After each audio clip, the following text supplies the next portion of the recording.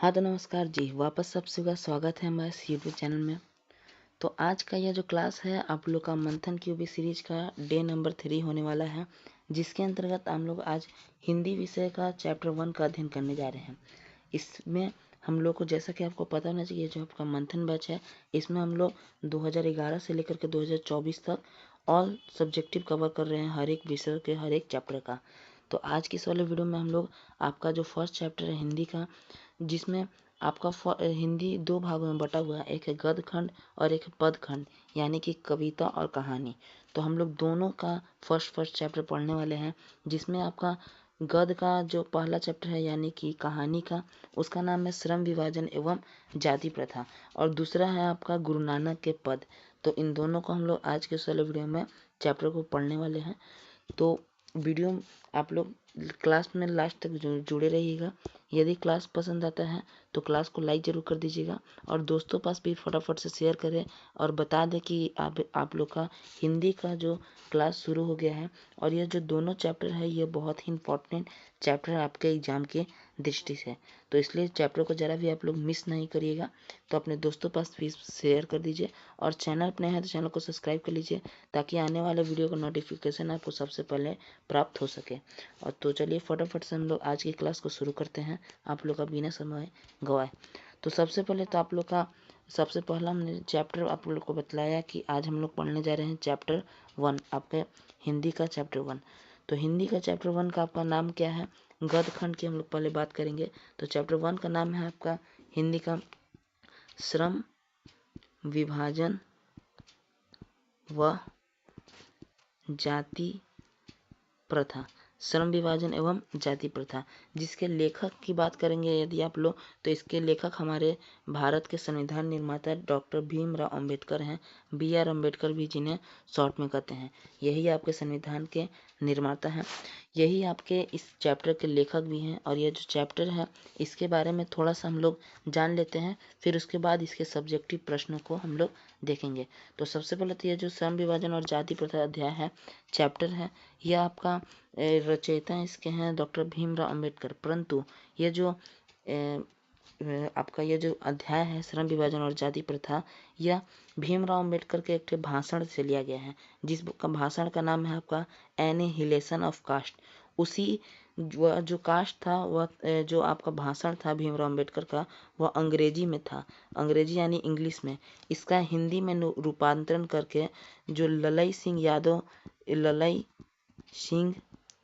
यादव नाम के एक व्यक्ति हैं, जो इसका हिंदी में रूपांतरण करके एक निबंध के रूप में इस अध्याय को किए हैं।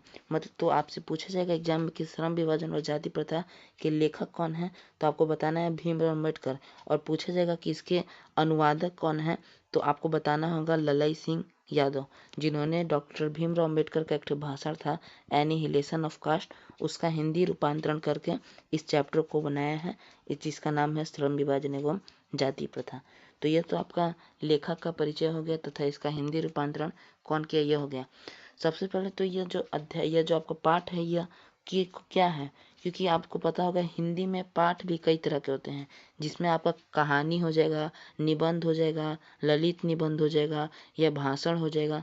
तो यह जो आपका पाठ है यह एक निबंध है। निबंध है किस चीज़ पे? तो आप लोग का श्रम विभाजन और जाति प्रथा पे यह निबंध है। श्रम विभाजन और जाति प्रथा का सबसे पहले आप लोग अर्थ समझिएगा। तो देखिए, श्रम विभाजन, श्रम मतलब कि आपका काम करना होता है, और विभाजन मतलब बांटना। काम श्रम विभाजन आपके लिए सही है, क्योंकि आपके इच्छा के अनुसार आपका जो भी किस काम में रुचि हो उसके अनुसार बांटा जाता है, यह श्रम विभाजन बहुत ही बढ़िया है। लेकिन जब ये श्रम विभाजन जाति प्रथा के आधार पर बांटा जाता है, मतलब कि आप जिस जाति के हैं उसी जाति के काम करेंगे, तब यह बहुत ही हानिकारक हो जाता है। तो इस अध्याय में मुख्यतः यही बतलाया गया है। बाकी ये आपके जो लेखक हैं इस अध्याय के डॉक्टर भीमराव अम्बेडकर, इनके बारे में कुछ जान लेते हैं हम लोग। तो डॉक्टर भीमराव अम्बेडकर का जन्म कब हुआ? तो आपका जन्म इनका हुआ है 14 अप्रैल 1891 में। 1891 ईस्वी में इनका जन्म हुआ है। स्थान पूछे जाए तो आप लोग का महू बताइएगा। महू जो कि आपका एमपी में पड़ता है, एमपी यानी कि मध्य प्रदेश। यह किस परिवार से बिलोंग करते थे तो आप लोगों को बताना होगा कि ये दलित परिवार से बिलोंग करते थे। दलित एक जाति है जो कि छोटा जाति है समाज में।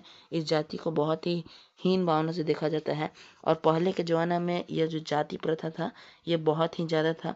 इसी को देखते हुए डॉक्टर भीमराव अम्बेडकर ने हमारे संविधान में जाति का कोई भी भेदभाव नहीं रखा है, कोई भी जाति धर्म नहीं रखा है। और बात करें इनका निधन कब हुआ था डॉक्टर भीमराव अम्बेडकर का, तो इनका निधन 1956 में हुआ था, संविधान निर्माण होने के 6 साल बाद। कहाँ पे हुआ था तो इनका निबंध दिल्ली में हुआ था। ठीक, तो इतना तो आपका था डॉक्टर भीमराव अम्बेडकर का जन्म का। आपका पूछ लेगा परिचय तो इतना आप बता दीजिएगा। और कुछ इनका प्रमुख रचनाएं भी पूछा जाता है तो आप प्रमुख रचनाएं में लिख सकते हैं the caste in India, their मैग्निज्म, वरना हु आर शूद्रास, ये सब इनका प्रमुख है। वरना अभी एनिहिलेशन ऑफ कास्ट, जिससे यह जो अध्याय है यह भी लिया गया है इसी आप इनके भाषण से।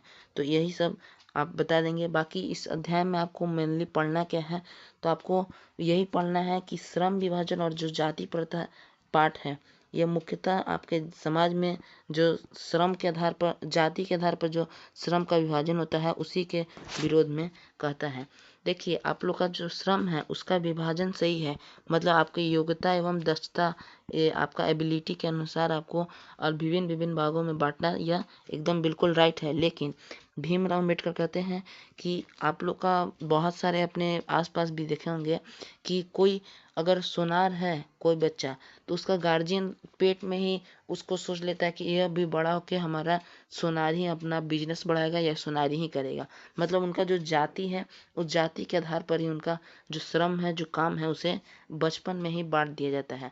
उनके रुचि और इच्छा के आधार पर नहीं बांटा जाता है, जो कि बहुत ही गलत बात है। जब आपका बंटवारा हो भी, श्रम का विभाजन हो रहा है तो वह रांची आपके रुचि के आधार पर हो रहा है, तो यह लेखक की दृष्टि से बहुत ही बढ़िया है। लेखक यह चाहते हैं मुख्यतः कि श्रम समाज में किसी भी प्रकार का जाति के आधार पर या धर्म के आधार पर भेदभाव ना रहे। हमारा समाज जो रहे वह दूध एवं पानी के मिश्रण की तरह रहे, क्योंकि दूध में जब पानी मिलता है तो वह पता नहीं चलता है कि दूध कहाँ गया, पानी कहाँ गया, कोई भी अंतर नहीं रहता है। उसी प्रकार से लेखक भीमराव अम्बेडकर भी चाहते हैं कि हमारे समाज में लोग इस तरह मिलजुल कर रहें कि हमारे बीच किसी भी प्रकार का कोई भी अंतर ना रहे, सब कोई आपस में एकजुट होकर मिलजुल कर रहे। मुख्यतः यह जो आपका अध्याय है ये इसी के बारे में कहा गया है कि लेखक भीमराव अम्बेडकर जो है उनका क्या सोच है, जिसके आधार पर इनको संविधान निर्माता कहा जाता है, क्योंकि यह संविधान निर्माण में इनका बहुत ही अहम योगदान था। और इन्होंने भारत का संविधान भी ऐसा बनाया है जो कि विश्व का सबसे विशाल संविधान है। इतना बड़ा संविधान विश्व में कोई भी नहीं है। और हमारे संविधान में ना तो कोई धर्म, ना तो कोई जाति, किसी भी चीज़ के आधार पर आपका भेदभाव नहीं किया गया है। सब चीज़ एकदम समान रूप से है। तो यह जो आपका प्रथम अध्याय है श्रम विभाजन और जाति प्रथा, इसमें मुख्यतः इतना ही इसका टॉपिक है। बाकी इसका क्वेश्चन बहुत कम पूछा गया एग्जाम में। तो चलिए आप लोग को अब फटाफट से आपका सब्जेक्टिव क्वेश्चन करवा देते हैं। फर्स्ट चैप्टर का आपका श्रम विभाजन और जाति प्रथा का, फिर उसके बाद आपका फर्स्ट चैप्टर भी करवाना है गुरु नानक के पद वाले में का। तो चलिए फटाफट से आप लोग का हम लोग क्वेश्चन आंसर लाते हैं। तो देखिए जैसा कि हमने आपको बताया कि यह जो चैप्टर 1 आपका है हिंदी का, चाहे वह गद्य खंड हो या पद खंड हो, इन दोनों से बहुत कम ही क्वेश्चन पूछा गया है अभी तक 2011 से लेकर के 2024 तक। तो इन दोनों इतना साल के बीच में इन दोनों थी फर्स्ट चैप्टर से आपका हिंदी का जो फर्स्ट चैप्टर है गए थी श्रम विभाजन जाति प्रथा, उससे केवल 5 प्रश्न पूछे गए हैं। इन 5 प्रश्न में से आपका है पहला, लेखक किस विडंबना की बात करते हैं, विडंबना का स्वरूप क्या है, यह आपका 2020 में पूछा जाने वाला प्रश्न है। फिर आपका जाति भारतीय समाज में श्रम विभाजन का स्वाभाविक रूप क्यों नहीं कही जा सकती है, यह आपका 2013, 2016 एवं 2023 यानी कि मोस्ट इम्पॉर्टेंट क्वेश्चन आप इसे कह सकते हैं। 3 बार अभी तक आपका पूछ लिया है बिहार बोर्ड द्वारा। फिर उसके बाद आपका क्वेश्चन है जाति प्रथा में बेरोजगारी का एक प्रमुख और प्रत्यक्ष कारण कैसे बनी हुई है, यह भी आपका 2 बार पूछा गया, 2011 और 2022 में, तो यह भी आपका इम्पोर्टेंट क्वेश्चन है। बाकी है लेखक आज के उद्योगों में गरीबी और उत्पीड़न से भी बड़ी समस्या किसे मानते हैं और क्यों। यह आपका 2023 में पूछा गया है प्रश्न। और आपका अंतिम प्रश्न है कुशल व्यक्ति या सक्षम श्रमिक समाज का निर्माण करने के लिए क्या आवश्यक है। तो आपका 2021 में यह क्वेश्चन पूछा गया है। तो इस प्रकार से आपका कुल 5 थे सब्जेक्टिव क्वेश्चन पूछा गया है। चलिए बारी बारी से इन सभी प्रश्नों का हम लोग उत्तर करके आप लोग को बतलाते हैं। तो देखिए आप लोगों का सबसे पहला जो क्वेश्चन था कि भीमराव अंबेडकर किस विडंबना की बात कर रहे हैं, तो उसका उत्तर यहाँ है। आपका फर्स्ट क्वेश्चन का आंसर यहाँ पे दिया गया है। चलिए अब इसे पढ़कर हम आपको समझाते हैं। तो भीमराव अंबेडकर अपने लेख श्रम विभाजन और जाति प्रथा में आधुनिक युग में भी जातिवाद के पोषक होने की विडंबना की बात कर रहे हैं। विडंबना का स्वरूप यह है कि लोग कार्य कुशलता के रूप में श्रम विभाजन की आवश्यकता दिखाते हैं और जाति प्रथा को श्रम विभाजन मानते हुए इसका समर्थन करते हैं। तो देखिए इसका अर्थ यह हुआ कि जैसा कि हमने बतलाया कि भीमराव अंबेडकर अपने इस पाठ के माध्यम से यह बताना चाह रहे हैं कि यह जो आपका समाज है यह इतना आधुनिक हो गया है, मतलब हर एक चीज़ डेवलपमेंट हो रहा है हर एक क्षेत्र में, परंतु लोग जो कार्य कुशलता होता है उसमें भी जातिवाद को लेकर के आ जाते हैं। मतलब कि आप लोग का श्रम जो कार्य आप करते हैं उसको आपको जाति से बांधा जाता है। आप श्रम विभाजन भी आप लोग का होता है तो वह जाति प्रथा से होता है। जब जिस जाति के आप हैं उसी जाति का कार्य करिएगा। यही आधुनिक युग में भी यह चीज़ है। तो यही आपके लेखक कह रहे हैं कि यह विडंबना की बात है कि आधुनिक युग में सब चीज़ इतना बदल रहा है, परंतु हमारा जो जातिवाद का पोषक है हमारे समाज में वह अभी भी श्रम विभाजन को जाति प्रथा के रूप में आवश्यक मानता है। तो यही इस प्रश्न का उत्तर होगा। आप इसे कॉपी में नोट कर लें, ये वीडियो पॉज करके, या फिर आपको नोट्स में प्रोवाइड करवा दिया जाएगा। चलिए हम दूसरे प्रश्न की ओर बढ़ते हैं। आपका अगला दूसरा नंबर क्वेश्चन है कि जाति प्रथा को समाज में श्रम विभाजन के लिए उचित क्यों नहीं माना जा सकता। तो देखिए स्वतः श्रम विभाजन मनुष्य के रुचि पर आधारित नहीं होती है, इसमें व्यक्ति की क्षमता भी उपेक्षा होती है। क्रम विभाजन में व्यक्ति को अपनी रुचि या क्षमता के अनुसार पेशा या कार्य नहीं मिल पाता है। इसके विपरीत कुशल के रुचि या सक्षम श्रमिक समाज का निर्माण करने के लिए व्यक्ति अपनी रुचि राख व्यक्ति के अनुसार ही पेशा एवं कार्य मिलना आवश्यक है, वरना व्यक्ति के ऊपर क्षमता संकट की स्थिति ही बनी रहेगी। इसलिए जाति प्रथा के आधार पर श्रम विभाजन स्वाभाविक नहीं है। चलिए अब इसका अर्थ हम समझाते हैं। देखिए जैसा कि हमने आपको बतलाया कि आपका जो श्रम विभाजन समाज में श्रम विभाजन सही है, हमने स्टार्टिंग में बताया कि श्रम विभाजन राइट है, लेकिन यह जो आपका श्रम विभाजन है यह किस आधार पर होना चाहिए। तो यह इसके लिए आपको केवल रुचि की ज़रूरत नहीं है। रुचि मतलब कि आपको क्रिकेट खेलना पसंद है तो केवल आपको पसंद नहीं होना चाहिए, आप उसमें एक्सपर्ट होना चाहिए, यानी कि आपकी क्षमता भी होना चाहिए।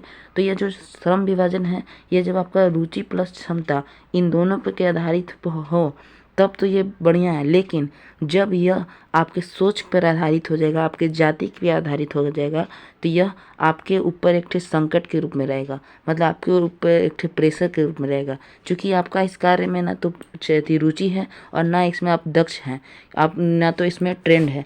इसलिए आपका जो श्रम विभाजन होना चाहिए उसका स्वाभाविक रूप रुचि होना चाहिए तथा क्षमता होना चाहिए। श्रम विभाजन का स्वाभाविक रूप जाति प्रथा के आधार पर नहीं होना चाहिए। यही इस प्रश्न का उत्तर आप लिख दीजिएगा। चलिए अब हम प्रश्न संख्या 3 की ओर बढ़ते हैं।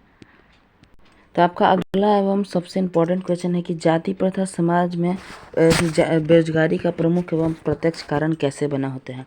तो चलिए इसका आंसर यहाँ से यहाँ तक है आपका, पहले पढ़ लेते हैं हम लोग फिर आपको समझाते हैं।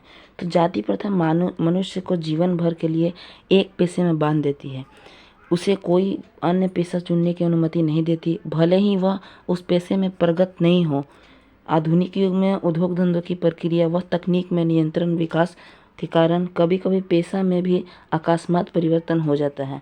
इस स्थिति में व्यक्ति को पेशा बदलना अनिवार्य हो जाता है, लेकिन जाति प्रथा के कारण पेशा बदलने की अनुमति नहीं मिलती है, तो भूखमरी तथा बेरोजगारी की समस्या खड़ी हो जाती है। इस प्रकार जाति प्रथा भारत में बेरोजगारी का प्रमुख एवं प्रत्यक्ष कारण बनी हुई है। तो देखिए आप लोग का हम लोग तो बतला दिए कि यह चैप्टर का केवल एक ही निष्कर्ष है, आपका जाति जो श्रम विभाजन है वह जाति पे आधारित ना होना चाहिए। तो सबसे पहला लाइन में बता रहा है कि डॉक्टर भीमराव अम्बेडकर बता रहे हैं कि जाति प्रथा मनुष्य को जीवन भर के लिए एक पेशे में बांध देता है। मतलब कि कोई लोहार का है बच्चा तो वो लोहार ही बन जाएगा। अब वो जिंदगी भर लोहार करेगा, लोहार का काम करेगा, और कुछ अकस्मात कारण हो गया तो कुछ कारण से उसको अपना पेशा बदलना पड़ गया। अचानक से कोई भी कारण हो सकता है, ज़िंदगी एक तरह का नहीं रहता, ज़िंदगी में कई बदलाव होते हैं। तो यदि अकस्मात परिवर्तन हो जाता है यदि कोई जीवन में, तो उस व्यक्ति को अपना पेशा बदलना अनिवार्य हो जाता है। और चूंकि जाति प्रथा के कारण उसने केवल एक ही पेशा को जाना है ज़िंदगी भर, उसके बाद वह आगे कुछ पेशा कर ही नहीं पाता है, जिस कारण वह बेरोजगार हो जाता है। बेरोजगारी के कारण गरीबी आता है, गरीबी से भुखमरी आता है, और फिर उत्पीड़न जैसी समस्या शुरू हो जाती है। तो यही डॉक्टर भीमराव अम्बेडकर कर रहे हैं कि जाति प्रथा और मनुष्य को जीवन भर के लिए एक पेशे में बांध देता है। वह कोई और कार्य नहीं कर सकता, उसको किसी और पेशा का चुनने की अनुमति नहीं दी जा सकती, भले वह उस पेशा में पारंगत हो या ना हो। मतलब जो पेशा उसे दिया गया है जाति के आधारित, उसमें वह एक्सपर्ट हो या ना हो, लेकिन उसे वही पेशा करना है। और कुछ कारण से यदि वह पेशा चेंज करना पड़ गया तो जीवन में तो वह जाति प्रथा के कारण और कोई पेशा नहीं कर पाया, एक ही पेशा में बंधा रह गया, जिससे उसका बेरोजगारी, गरीबी, भुखमरी, उत्पीड़न जैसी समस्या शुरू हो जाती है। तो इसका उत्तर आप यहाँ से यहाँ तक लिख सकते हैं। चलिए अब हम चौथे प्रश्न की ओर बढ़ते हैं। अगला आपका चौथा नंबर क्वेश्चन है कि लेखक भीमराव अम्बेडकर आज के समाज में गरीबी और उत्पीड़न से भी उद्योग धंधों में सबसे बड़ी समस्या किसे मानते हैं। तो चलिए इस प्रश्न का पहले हम लोग उत्तर पढ़ लेते हैं। तो लेखक जाति प्रथा को आज के उद्योग धंधों में गरीबी और उत्पीड़न से भी बड़ी समस्या मानते हैं। इसका मुख्य कारण यह है कि जाति प्रथा में कोई स्वयं की रुचि एवं निपुणता के परवाह नहीं की जा सकती। व्यक्ति अपने सामर्थ्य के अनुसार कोई भी पेशा नहीं अपना सकता। अरुचि के कारण व्यक्ति की क्षमता घटने लगती है और धीरे धीरे वह काम को टालते जाता है। आर्थिक दृष्टि से भी यह जाति प्रथा खतरनाक है। तो देखिए, आप लोग का क्वेश्चन पूछ रहा है कि उत्पीड़न और गरीबी से भी बड़ी समस्या किसे मानते हैं। तो जैसा कि इस पाठ का एक ही निष्कर्ष है, कोई भी प्रश्न पूछे तो उसमें जाति प्रथा आपका आएगा ही। तो लेखक भीमराव अम्बेडकर हैं, वह आज के इस युग में जाति प्रथा को गरीबी एवं उत्पीड़न से भी बड़ी समस्या मानते हैं, क्योंकि इसका मुख्य उद्देश्य है, इसका मुख्य कारण है क्योंकि जाति प्रथा में लोग अपने रुचि एवं क्षमता के आधार पर कोई पेशा नहीं चुन पाते हैं, जिस कारण से जैसा कि आम जीवन में आप देखिएगा, जिस काम में आपका मन नहीं लगता है उस काम से आपका धीरे धीरे मन हटने लगता है। तो जब आपका किसी काम से मन हटेगा, आप बिना आपका दक्षता, बिना आपका रुचि के आधार पर आप कोई पेशा करेंगे तो धीरे धीरे आपका उससे मन हटने लगेगा। तो उसके बाद आपका काम करने की क्षमता घटने लगेगी और आपका आर्थिक दृष्टि से भी आप बेरोजगार होंगे, आपका गरीबी आएगा, भुखमरी आएगा। तो यह आर्थिक दृष्टि से भी खतरनाक होगा। तो चौथा नंबर प्रश्न का उत्तर आप यहाँ से यहाँ तक लिख लेंगे। अब हम चलते हैं पाँचवें एवं अंतिम नंबर प्रश्न की ओर। आपका अंतिम प्रश्न जो है इस अध्याय से कि कुशल व्यक्ति या सक्षम श्रमिक समाज का निर्माण करने के लिए क्या आवश्यक है। तो पहले उत्तर हम लोग पढ़ लेते हैं, फिर इसका उत्तर आपको समझाते हैं। कुशल व्यक्ति या सक्षम श्रमिक समाज का निर्माण के लिए आवश्यक है कि हम व्यक्ति की सक्षमता इस सीमा तक विकसित करें जहां वे पेशा या कार्य का चुनाव खुद से कर सकें। तो यहाँ पे मुख्य लेखक यही कहना चाह रहे हैं कि कुशल व्यक्ति एवं सक्षम श्रमिक बनाने के लिए हम व्यक्ति की सीमा और क्षमता को इस प्रकार विकसित कर सकते हैं, मतलब इतना डेवलपमेंट कर सकते हैं कि वह अपना पेशा खुद से चुन सकें, उनको कोई भी जाति का नहीं ज़रूरत पड़े, किसी भी चीज़ का ज़रूरत नहीं पड़े, अपना पेशा का चुनाव वह स्वयं कर सकें। तो इस प्रकार से आपका जो चैप्टर 1 है आप श्रम विभाजन और जाति प्रथा, इसका ऑल टू ऑल आपका सब्जेक्टिव भी हो गया तथा हम मेन टॉपिक लेखक परिचय भी बता दिए। अब आपका पहला चैप्टर जो है आपका पद खंड में, जिसका गुरु नानक के पद हैं, उनके बारे में थोड़ा सा परिचय जान करके और फिर उसका सब्जेक्टिव क्वेश्चन करवा देते हैं। तो देखिए, अब हम लोग आपका शुरुआत करते हैं पद खंड की। तो यह जो आपका पद खंड है, इस पद खंड में आपका पहला जो चैप्टर है के लेखक हैं वह हैं गुरु नानक, जो कि सिख धर्म के प्रवर्तक हैं, सिख धर्म के प्रथम गुरु हैं। इनके इसमें दो से कविताएं हैं। पहला है राम नाम बिनु बिरथे जगी जन्मा, और दूसरा है जो नर दुख में दुख नहीं माने।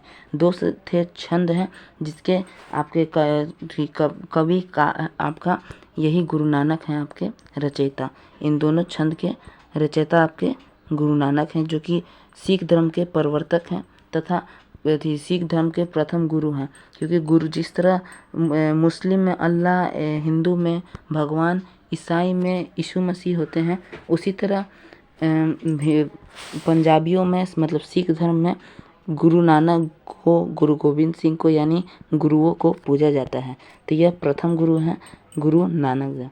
इनका दो ठे पद इस में सम्मिलित है, हमने जैसा कि बतलाया। इनका जन्म की बात करें तो इनका जन्म 1459 ईस्वी में हुआ था। कहाँ पे हुआ था? तो तलवंडी नामक गांव में। तलवंडी कहाँ पड़ता है? तभी वर्तमान में आपका लाहौर में पड़ता है। लाहौर जो कि हमारा दुश्मन पाकिस्तान में है, पाकिस्तान में स्थित है यह लाहौर तलवंडी। और इनका जो जन्म स्थान है, जैसे कि आप लोग पता नहीं चाहिए, जो भी महान व्यक्ति होते हैं उनका जन्म स्थान का कुछ नाम रख दिया जाता है उनके पहचान के लिए। तो इनका जन्म स्थान का नाम क्या है? तो इनका जन्म स्थान का नाम है नानकाना साहब इनका जन्म का स्थान का नाम है, जो कि अभी पाकिस्तान में स्थित है। तो इसे भी आपको याद रखना होगा। और इनके पिता का नाम बात करें हम लोग, गुरु नानक जी के पिता का नाम, तो इनके पिता का नाम था कालू चंद्र खत्री। इनका पिता का नाम था कालू चंद्र खत्री तथा इनका माता का नाम था तृप्ता। इनकी माता का नाम तृप्ता और इनकी पत्नी का नाम सुलक्षणी। इतना चीज़ गुरु नानक के बारे में पूछा जाता है एग्ज़ाम में, ऑब्जेक्टिव में यह कभी कभी बार पूछ लिया जाता है। बात करें इन गुरु नानक ने अपना प्राण कब त्याग दिया, मतलब गुरु नानक कब इस धरती को छोड़कर चले गए थे? तो गुरु नानक ने 1539 ईस्वी में, मतलब 39 ईस्वी में वाह गुरु कहते हुए, इनका शब्दी अंतिम शब्द था वाह गुरु, इसको कहते हुए अपना प्राण त्याग दिए थे गुरु नानक ने। गुरु नानक ने जितना भी उपदेश दिया है इस सभी का संग्रह किया गया है, जो कि सिख धर्म में अभी वर्तमान में जिसे गुरु माना जाता था, जिसका नाम है आप लोग का गुरु ग्रंथ साहिब। यह इसमें गुरु नानक के सारे कविताओं, सारे उपदेशों का वर्णन किया गया है इसके अंतर्गत, जिसकी पूजा अभी आप गुरुद्वारे में जाइएगा तो इसी की पूजा की जाती है। तो इसका संग्रह किसने किया था? तो सिख धर्म के जो 5वें गुरु थे, गुरु अर्जुन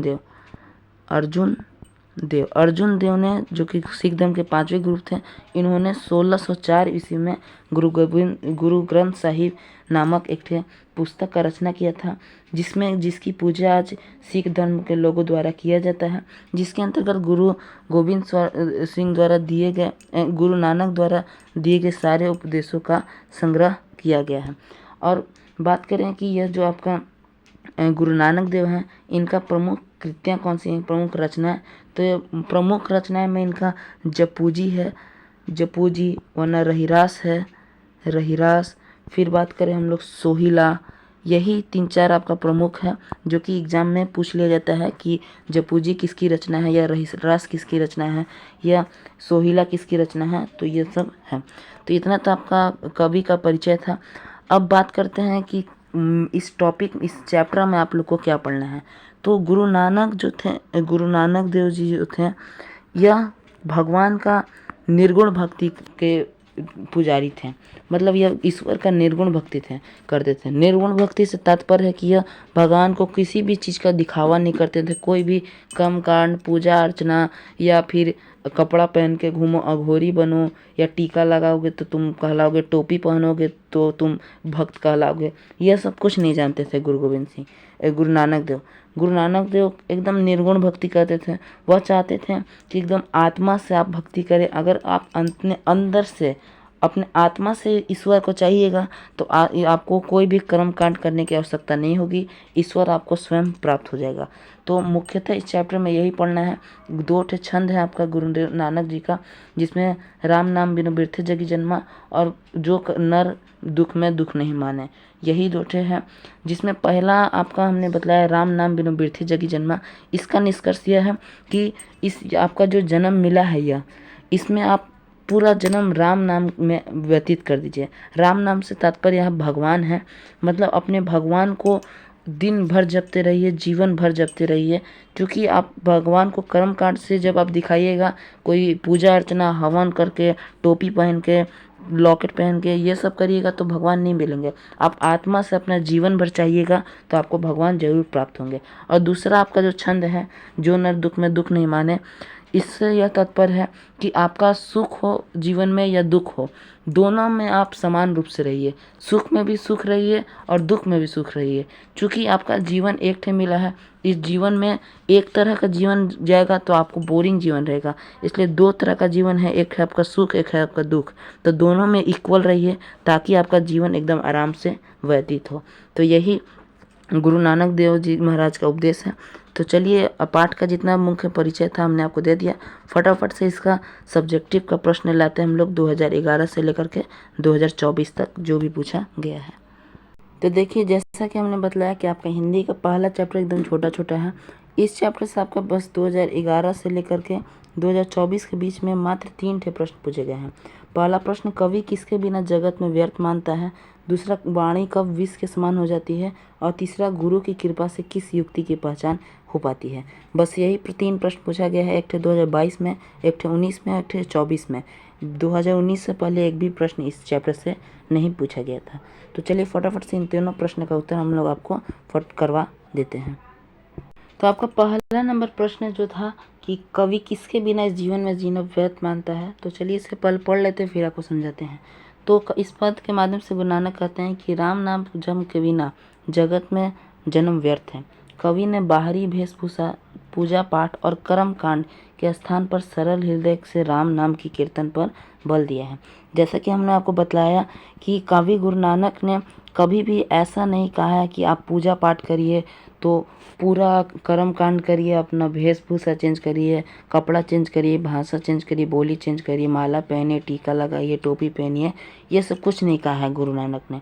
कहते हैं कि आप जीवन भर आप अपने गुरु का नाम लीजिए, केवल बाहरी वेशभूषा से नहीं, केवल अपना हृदय से, आंतरिक आत्मा से, केवल जीवन भर आप अपने प्रभु का नाम जाप करते रहिए तो आपका जीवन सरल हो पाएगा, वरना फिर आपका जीवन में जीना व्यर्थ है। यही कहना चाहते हैं गुरु नानक, जिसका उत्तर आप यहाँ से यहाँ तक लिख दीजिएगा। चलिए दूसरे नंबर प्रश्न की ओर बढ़ते हैं हम लोग। आपका दूसरा नंबर प्रश्न है कि वाणी कब विष के समान हो जाती है। तो चलिए इस प्रश्न का उत्तर देखते हैं कि वाणी तब विष के समान हो जाती है जब व्यक्ति राम नाम का चर्चा या भजन करने ना करके संसारिक की चर्चा करता है। तात्पर्य यह है कि व्यक्ति ईश्वर के नाम की महिमा का गुणगान न करके मति भ्रमणा के कारण पूजा पाठ, कर्म कांड या बाह्य आडंबर में विश्वास रखता है। तो इसका अर्थ यह होता है, जो लाइन है आपका कि वाणी कब विष के समान हो जाती है, तो देखिए गुरु नानक कहना चाहते हैं कि आपका वाणी तब विष के समान हो जाएगा जब आप अपने देवता को, अपने ईश्वर को आंतरिक हृदय से ना मान करके बाहरी दिखावा, संसारिक मोह माया में आकर के अपना पूजा पाठ करते हैं, कर्म कांड करते हैं, बाह्य आडंबर दिखाते हैं। बाह्य आडंबर का मतलब आप लोग का टोपी पहनना हो जाएगा, लॉकेट पहनना हो जाएगा, टीका लगाना हो जाएगा, यह सब हो जाएगा। तो वही ईश्वर, गुरु नानक कहते हैं कि ईश्वर को आपको चाहना है तो आप बाह्य आडंबर ना करिए, परंतु अपने अंतर आत्मा से ईश्वर को चाहिए, ईश्वर के बारे में सोचिए, दिन भर गुणगान करते रहिए, तब आपका वाणी ठीक रहेगा, वरना फिर आपका वाणी विष के समान हो जाएगा। आप कुछ भी बोलिएगा तो अगला आदमी को वह बुरा ही लगेगा। तो दूसरा नंबर प्रश्न का उत्तर आप यहाँ से लिख सकते हैं। चलिए अब हम तीसरा और लास्ट नंबर प्रश्न के ऊपर बढ़ते हैं। तो आपका अंतिम प्रश्न है कि गुरु की कृपा से किस युक्ति की पहचान हो पाती है। तो गुरु की कृपा से ब्रह्मा को प्राप्त करने वाली युक्ति की पहचान हो जाती है। जो व्यक्ति दुख सुख, मान अभिमान, निंदा स्तुति, मान अपमान, आसस मानसा, काम क्रोध, हर्ष शोक आदि से दूर तथा सोने की मिट्टी को भी समझता है, सोने को भी मिट्टी समझता है उसे ब्रह्मा का निवास होती है। तो यही कहना चाह रहे गुरु नानक कि गुरु की कृपा से उस युक्ति का पहचान हो सकता है जो व्यक्ति जो व्यक्ति कभी दुख में दुख नहीं माने, सुख में सुख नहीं माने, मान में मान नहीं माने, घमंड ना करे, अभिमान हो तो आप लोग अपना निंदा ना करे, फिर स्तुति किसी का निंदा ना करे, वरना किसी का स्तुति मतलब कि किसी का गुणगान ना करे, किसी का अपमान ना करे, वरना किसी पर आशा नहीं करे, वरना किसी का मनसा ना करे, किसी साथ काम ना करे, किसी साथ क्रोध ना करे, हर्ष ना करे, शोक ना करे। उससे इस सबसे दूर जो व्यक्ति रहता है, जो सोने को भी मिट्टी समझता है, उसी से ब्रह्मा का निवास होता है। तो देखिए इस प्रकार से आप लोग का जो यह जो चैप्टर था इसका हर एक चीज़ हमने कवर करवा दिया, सब्जेक्टिव भी कवर करवा दिया तथा इसका टॉपिक भी करवा दिया। तो इस प्रकार से आपका चैप्टर 1 गद्य खंड का, चैप्टर 1 पद खंड का सब्जेक्टिव भी आप लोग का क्लियर हो गया 2011 से लेकर के 2024 तक, और तथा आप लोग का क्वेश्चन आंसर तथा आपका टॉपिक जो भी था वह भी हमने कवर करवा दिया। तो आप लोग को धन्यवाद वीडियो में लास्ट तक जुड़े रहने के लिए। वीडियो को ज़्यादा से ज़्यादा शेयर करें ताकि वह भी क्लास में जो नहीं जुड़ा आइंदा जुड़ सकें। चैनल को सब्सक्राइब कर लीजिए, और कोई भी प्रॉब्लम हो तो कमेंट में ज़रूर पूछिएगा, हम आपका कमेंट का वेट करते हैं। तथा नोट्स पाना है तो नोट्स पाने के लिए इसका A to Z आपको हैंड रिटन तथा PDF के रूप में नोट्स मिलेगा। तो इस नोट्स को पाने के लिए अभी आप लोग को हमारा इंस्टाग्राम ID का लिंक मिलेगा, इंस्टा ID का लिंक डिस्क्रिप्शन बॉक्स में, वहाँ पे जा कर के आप हमें फॉलो करके मैसेज करिएगा नोट्स के बारे में, तो आपको तुरंत हम नोट्स भेज देंगे और एक सब्जेक्ट का, हर एक सब्जेक्ट का कंप्लीट नोट्स भेज देंगे। तो तब तक के लिए आप लोग पढ़ते रहिए, हंसते रहिए, खेलते रहिए। हम मिलते हैं आपसे अगले वीडियो में, तब तक के लिए जय हिंद, जय भारत।